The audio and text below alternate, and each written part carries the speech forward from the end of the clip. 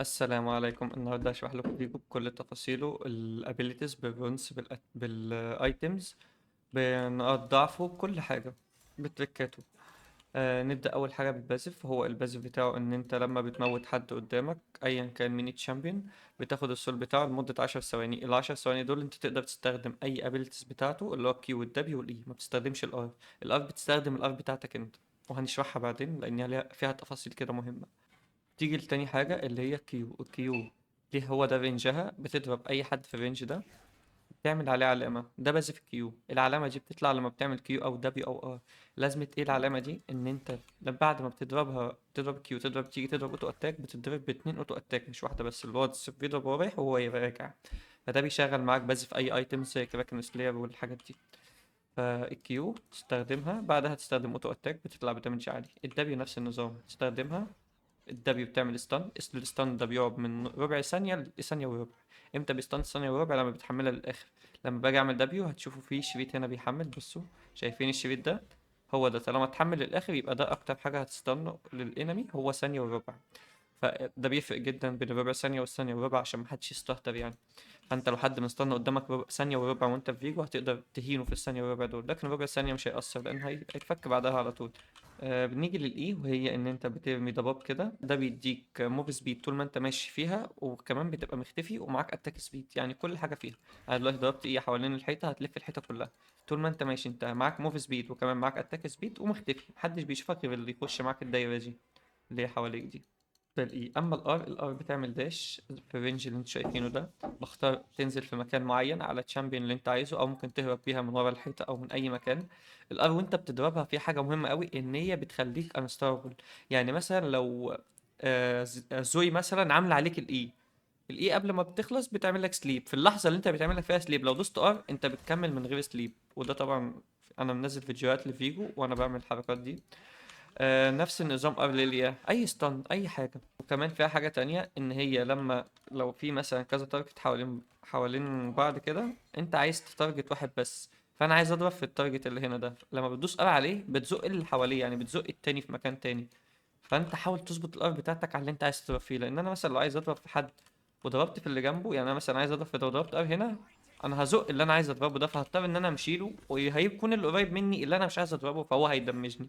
فانت تركز في الار بتاعتك كويس جدا. خلينا نشرح البيلد. اول حاجه هي انا دايما ببدا كراكن سلاير، ما تبداش غير كراكن سلاير. دي اهم ايتم لفيجو عشان البازف اللي احنا شرحناه اللي هو بعد كل سكيل تقدر تقطع اتاك. جيب الكراكن سلاير، بعد كده الكوليكتور عشان يبقى معاك دامج تقدر تفايت لوحدك ويبقى الدامج بتاعك كويس وتقدر تاخد كل الكلات. تالت حاجه هي الكوليكتور عشان خاطر بتديك شيلد. لما اتش بيك بينزل 30% الشيلد ده بيكون قوي، بيخليك تقدر تلعب اي فايت كانك تانك مش هتموت بسهوله. رابع حاجة بقى بيكون انفينيت ايدج او لورد دومينيك. يعني مثلا لو في تنكات هجيب لورد دومينيك، مفيش تنكات وكلهم سكويشي مثلا هجيب الانفينيت ايدج الاول، وبعد كده لاست ايتم بيكون اللورد دومينيك. والجزمة بتكون على حسب، لو في ستانات كتير مثلا جيم زي ده في كارما في ويب ويب فوليبير ايكو هجيب الجزمة ماجيك ريزيست. طب مفيش ده وفي حد بيعتمد على الاوتو اتاك زي ياس وجينكس وزي كده هتجيب الجزمة الارمر. بس كده. ده بالنسبة للبيلد. امتى بقى تغير بيلدات فيها؟ مثلا لو في حد تانك جدا زي ماندو او اورن او سايون، حد اتش بي عالي جدا وانت مش بتدمج فيه، هتغير ايتم. ممكن تغير هنا اللي هي الكوليكتور او الكراكر سلاب او تبيع البوتس، وتجيب ايتم اللي هي البليد دي بتعمل نسبة هيل. يعني كل ما اللي قدامك اتش بي عالي كل ما الاوتو اتاكس بتاعتك بتشيل اتش بي دامج كتير جدا منه. فالبوتريك حلو قصاد التانكات اللي هي بتعتمد على الهيل. فانت لو قصادي حد زي ماندو هجيب مثلا البوتريك. في بيلد تانية وهي البروسر، ودي انا ما برجحهاش يعني بلعبش بيها غير نادرا جدا. اما بقى انا اللي انا هرجحه لك مثلا لو انت مش عايز تموت بسهوله، برضو كراكن سلاير هجيبها عادي جدا اول ايتم.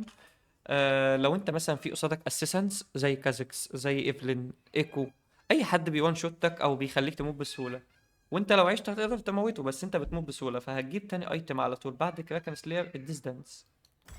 تمام. لقيت نفسك برضو بتموت ومحتاج ان انت ما تموتش بسهولة، هتجيب تالت ايتم هتروح جايب الامورتال. تمام. بعد كده تكمل البيلد بتاعتك الطبيعية اللي هو الكوليكتور، لورد دومينيك او انفينيتي ايدج.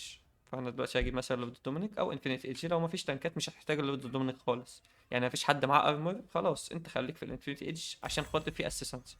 فانت دلوقتي معاك الديستانس بتشيل 30% من الدمج اللي بيجي لك وبيرجع لك يعني بيتدمج فيك برضه بس في اخر 3 ثواني. طب لو انت معاك شيلد او خدت سول حد او كده، بتلغي الدمج اللي هيجي فيك، فانت يعتبر بتشيل 30% من الدمج اللي هيجي فيك، وفيها كمان 50 ارمر، فدي حاجه كويسه تخليك تانك شويه. والامورتال زي ما قلنا بتديك شيلد كويس جدا لما اتش بيك بينزل 30%، يعني لو حد بيضرب فيك واتش بيك نزل 30% بتاخد شيلد كويس. نيجي بقى للتريكات وتعمل ايه في الفايت وما تعملش ايه في الفايت. دلوقتي انا هنزل هنا، خلينا مثلا موتنا ايه. انا دلوقتي الار بتاعتي 77 في ثانيه، لما اخد السول بتاع النوكترن في ثانيه وانا باخد السول، الثانيه دي انا انتارجتيبل، محدش يقدر يضرب فيا تمام. فانا هموت حد تاني دلوقتي ما انا معايا ار اهي، خدت ار تانية، فانا هضرب الار بتاع الفيجو بقى هي 64 ثانيه زي ما هي. هموت ايكو مثلا، الار بتاعت 60 ثانيه اهي، خدت سول ايكو معايا ار تاني. بعد ما بتاخد السول لمده ثانيتين بتقدر تستخدم ار تانية بايكو. والاحسن انت تستخدمها، لان انت لو السول اختفى من عندك انت مش هتستخدم الار، الار اختفت. فزي ما بقول لك انت تاخد السول بيبقى معاك ار اضافيه. تمام. هاخد الار وتقدر تستخدم الار تاني. تمام. في بقى تريكايه مهمه قوي، انا جايب الشامبيونات اللي ضد دي عشان اشرحها. دلوقتي انا بلعب بكارما. انتوا عارفين طبعا الدبليو ان انت بتعمل دوس هنا دبليو مثلا وبتستنوا بعد ثانيتين. انا هعمل دبليو وادوس ار، بصوا الدبليو فضلت شغاله واستنيته. طب لو انا موتت ايكو مثلا وعايز استخدم الدبليو بتاعته بس انا معيش وقت، فانا هدوس دبليو هنا وهدوس ار بفيجو. شايفين الدبليو؟ تقدر تستنى اللي فيها هنا وتاخد الشيلد بتاعك عادي جدا. اخد اعمل ايه وادوس ار، الاي بتاعت نوكترن هتشتغل معايا برضه. انا الدمج بتاعي غبي، مش عارف اجرب. فولي بير هحط الاي وبرضه هروح عليها وادوس ار فيجو، هتدمج وتديني الشيلد وانا فيجو. لو انت بتلعب بجاكس، في جاكس قصدي ضدك وانت خدت السول بتاعه، بتقدر تجهز الاي وتضرب ار تقرب من الانمي وهتستنه بالاي. اي سول بقى، اي سول بتاخده بتستخدم الباسيف بتاعه او الابيليتيز بتاعته حتى لما بتتحول لفيجو زي كده. لو ضدك نفيري مثلا وانت موتها بتاخد منها الكلاب، والكلاب دي بتفضل معاك لحد ما الكلاب تموت، مش لحد ما انت تتحول بس، لا ممكن العب بفيجو الكلاب هتفضل ماشيه معايا لحد ما الكلاب تموت. كل دي باسيفات مهمه جدا. في حاجه مهمه للدبليو عايز اشرحها، هي ان انا مثلا لو انا مثلا ايه مستخبي لحد هنا ومستنيه يجي، فانا مش هينفع اضرب الايه عشان هتكشفني، هيعرف ان انا موجود. والاي زي ما قلنا بتسرعك وبتديك اتاك سبيد. فانا مثلا هدوس دبليو وهو جاي اهو، هدوس اي وبعد كده هضرب الدبليو. يعني انت تقدر تعمل اي وانت بتجهز الدبليو. فهمت قصدي؟ اما الرونس بتاع فيجو هي كونكر بتكون افضل من البريس اتاك والهيلو فيليتس. ليه؟ لان كونكر بتفضل شغاله معاك طول الفايت. يعني انا مثلا دلوقتي بجهز الكونكر. تمام. الكونكر انا خدت وورك. بص انا طول ما انا في الفايت هتلاقوا الوورك لسه الكونكر لسه بتعد معايا، لسه شغاله معايا. يعني الكونكر بتفضل شغاله معاك طول الفايت باي سول انت بتاخده طول الفايت، وانت طبعا بتطول في الفايت، فالكونكر بتفضل شغاله معاك.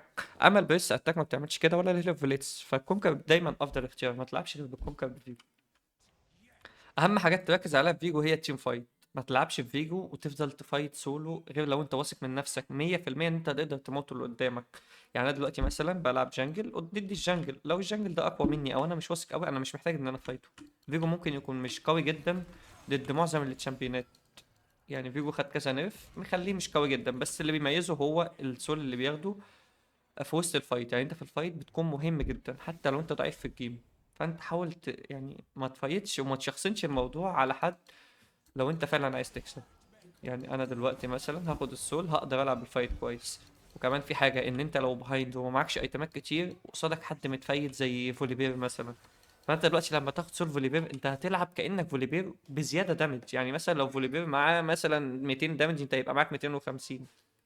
ده لو انت بقى انت فيجو مثلا ما معكش دامج خالص، فانت بتاخد الشامبيون اللي قصادك كانه متفايت. يعني مثلا لو قصادك جينكس انت ممكن تاخد جينكس تلعب من بعيد ما تقربش وتلعب بباسف جينكس، ان انت كل ما تجيب كلاية معاك باسف هيسرعك.